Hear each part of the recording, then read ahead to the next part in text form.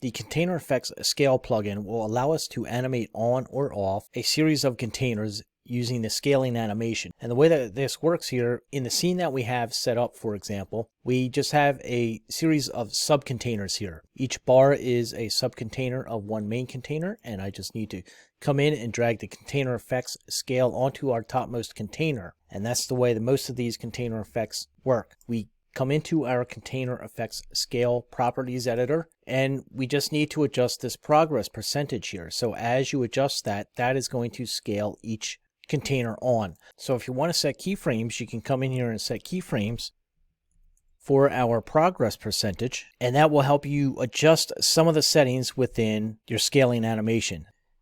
So as we adjust our timeline here, you can see how that scaling animation comes on. Now you can come down and start adjusting the other settings to get the animation where you want. So you have your direction again, like the other Container Effects plugins. You can have it start from the beginning as the default setting, or you can go to end, random, static, wave, center, or to center. So if you make any changes here and you come in and just hit play or scrub your timeline, you'll see how the changes affect the animation. You have your container order, the horizontal and the vertical, with your direction below that.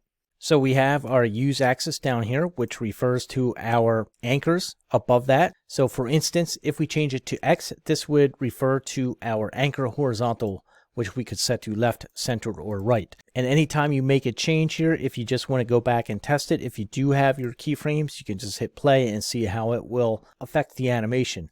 So if we change our use axis to Y here, we can change the anchor to top, center, or bottom. So we'll change it to top. We hit play and you can see how it animates, and then if you change it to bottom, it will play a completely different way. Further down we have our begin again, so we can increase how small we want this to start when it's scaling up, and then how big we want it to end at the end of the animation. So a couple of different settings in here. The trick is getting this progress percentage set, and then you can come in and hit the animation, play it, and then adjust your parameters further over here to further adjust the animation to where you need it.